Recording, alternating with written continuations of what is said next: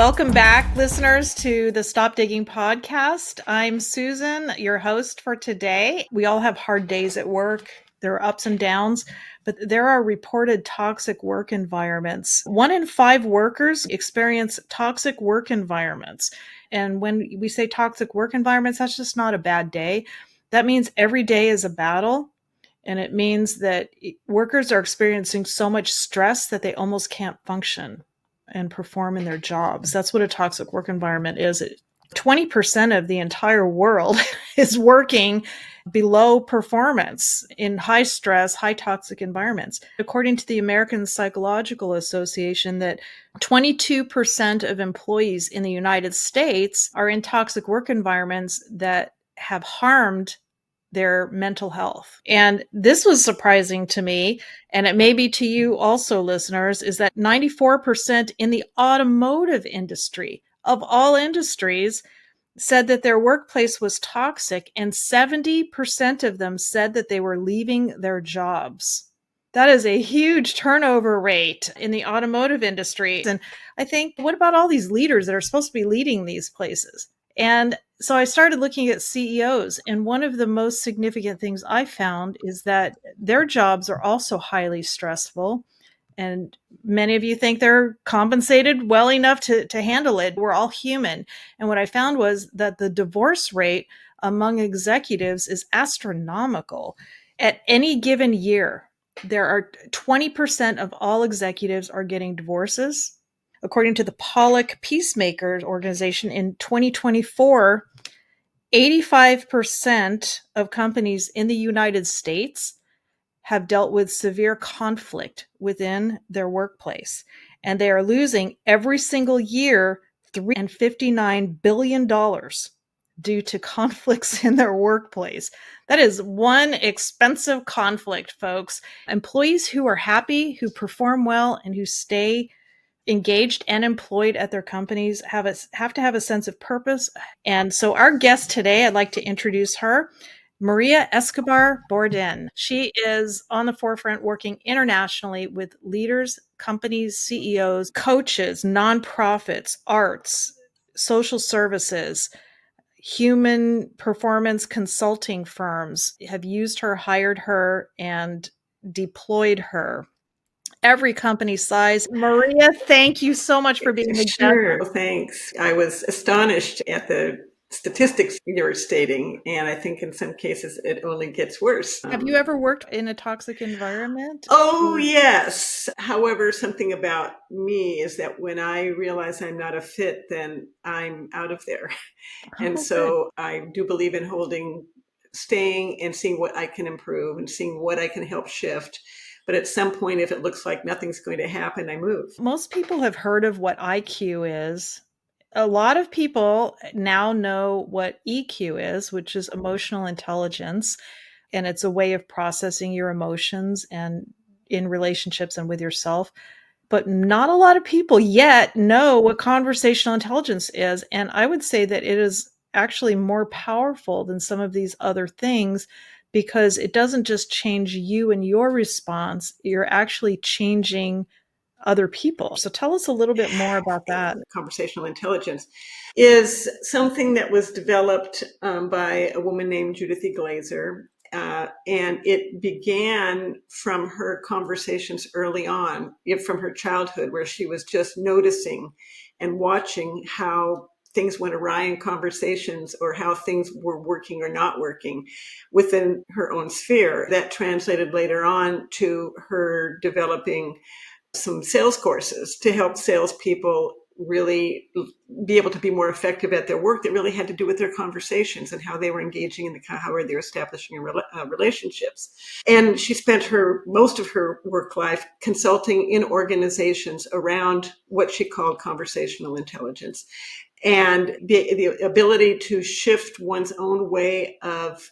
I guess the interesting thing about EQ and CIQ is that you can be emotionally intelligent, but not be conversationally intelligent.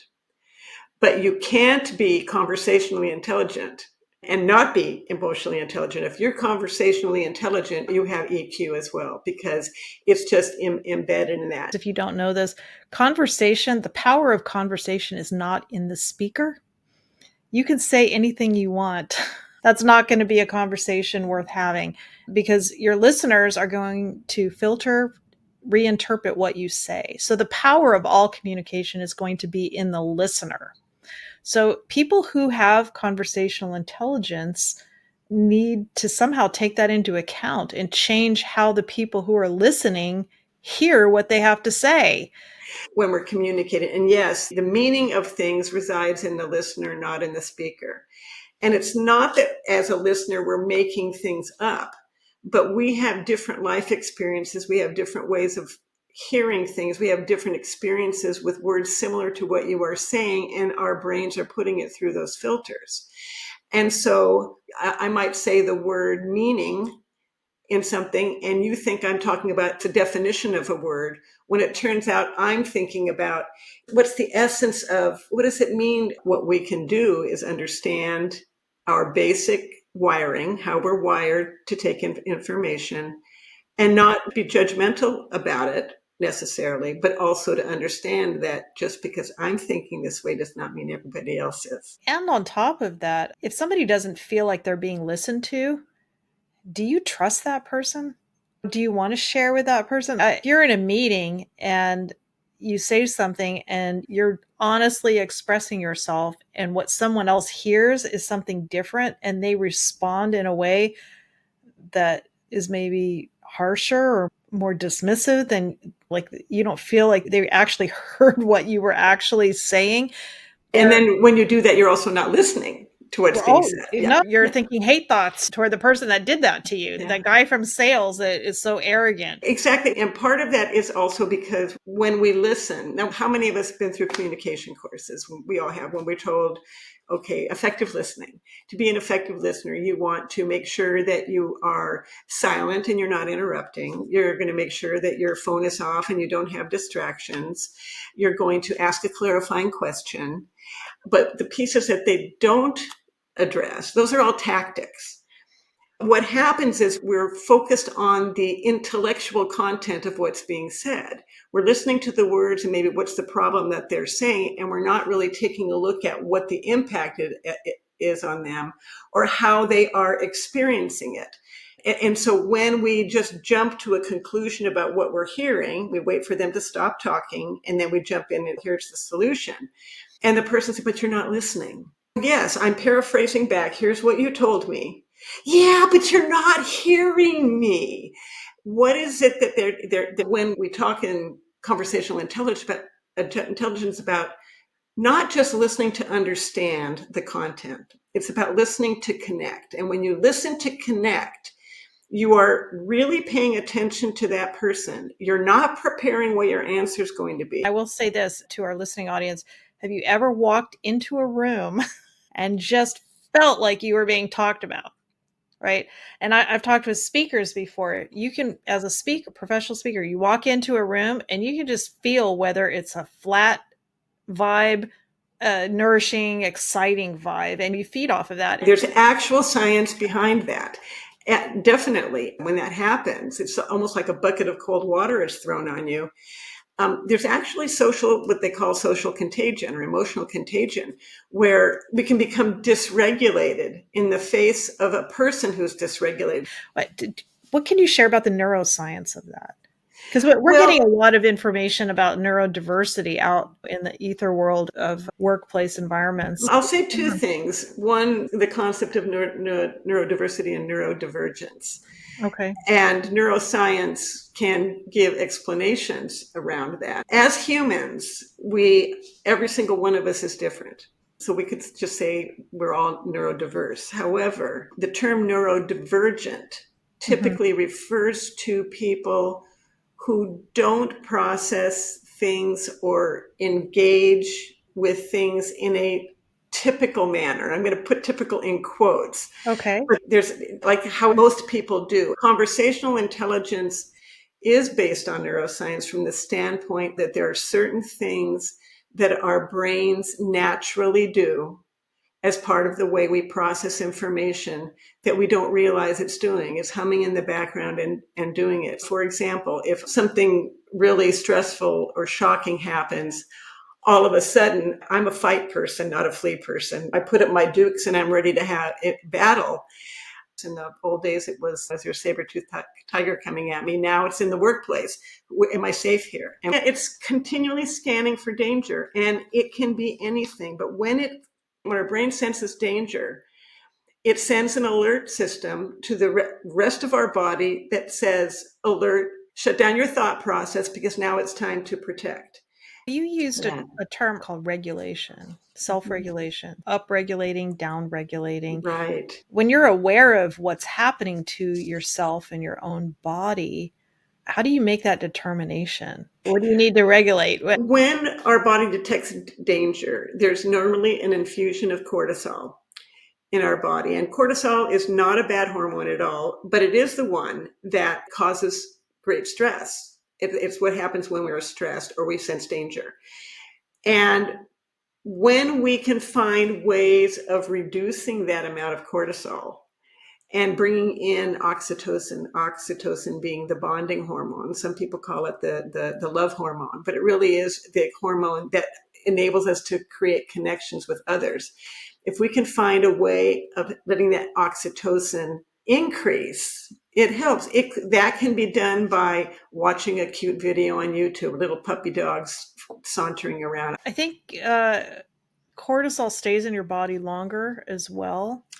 It depends on the circumstance. Yes, it tends to last longer, and partly the amount of time that it takes depends on how much we perseverate over what just happened. If we can interrupt the pattern and watch a funny video or go for a walk, get out in nature, or give a hug to somebody, then that raises the oxytocin and maybe that neutralizes the. You mentioned the baby laughing, right? The famous smile test, where we have these brain cells that are mirror brain cells, where in this famous smile test, I can smile at you and without even knowing it, you'll start smiling back at me. It activates those brain cells because our bodies are made to connect with other people. Mm-hmm. And so if we're not conscious of that and conscious of being intentional about connecting, we're actually doing our humanity a little bit of disservice. If I'm faced with a person that's just got daggers coming at me, I've had this happen. Now I know what to do with it. When I see it, my first thought is, okay, it's not about you. It's not about you. Don't step back and look like you're afraid, but just stop and listen to what they're saying. I literally just say, okay, just stay neutral. What's going on for them, which many times has nothing to do with me.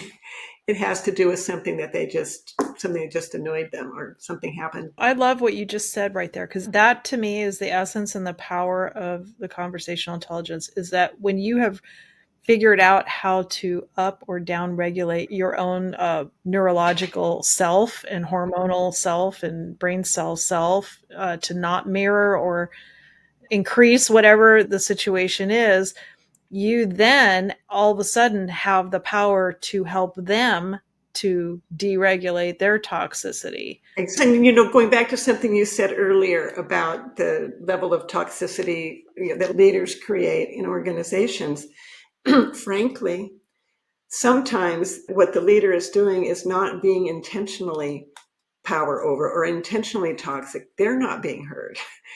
And so if we can put ourselves in a neutral position with them, sometimes they'll downregulate with you.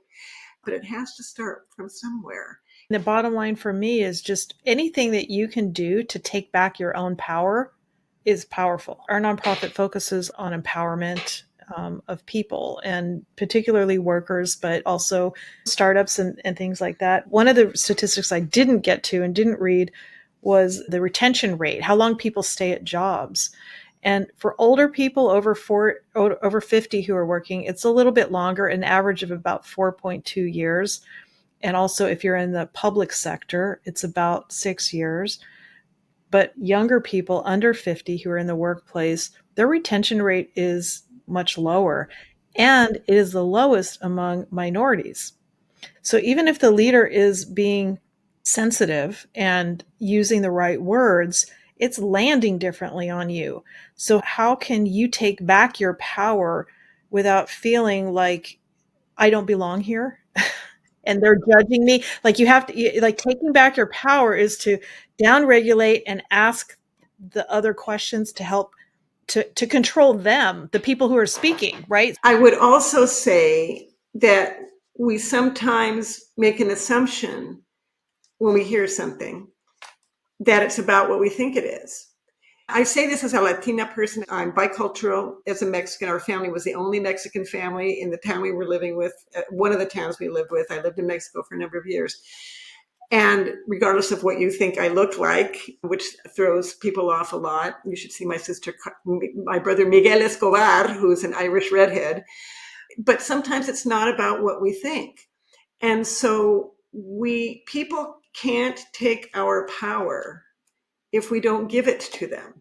There was a TV show like a Brain Buster or something like that. And I remember all of their episodes.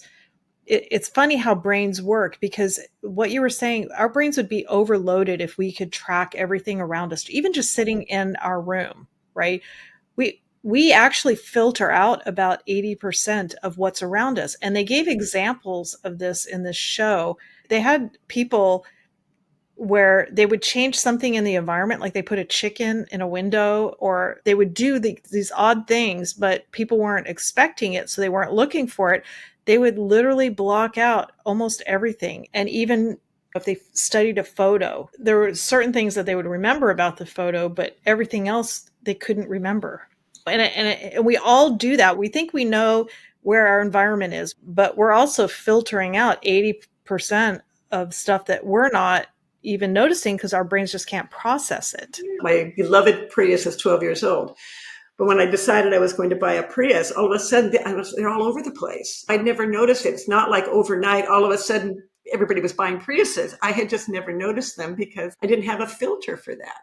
And I think that's the same thing in conversations. And it can be spoken or unspoken. I remember early on in my career, how I would hold a meeting and I thought I was being very gracious and open to everything. And at the end, I would say, do you agree, disagree? What do you think?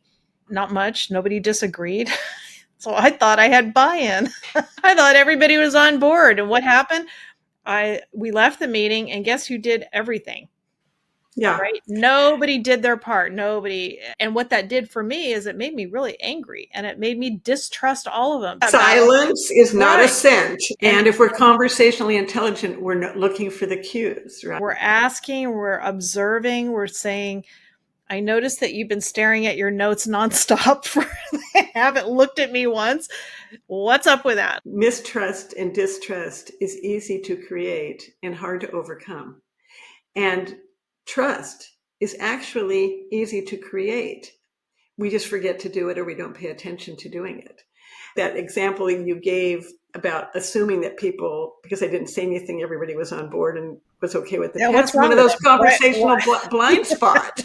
And by doing that, by making that assumption, what does that do to trust? There's another blind spot I want to mention, because this one is prevalent and it can be really hurtful. And we just don't realize we're doing it, is that we believe that we understood what you said. But what our takeaway really is how I felt about what you said.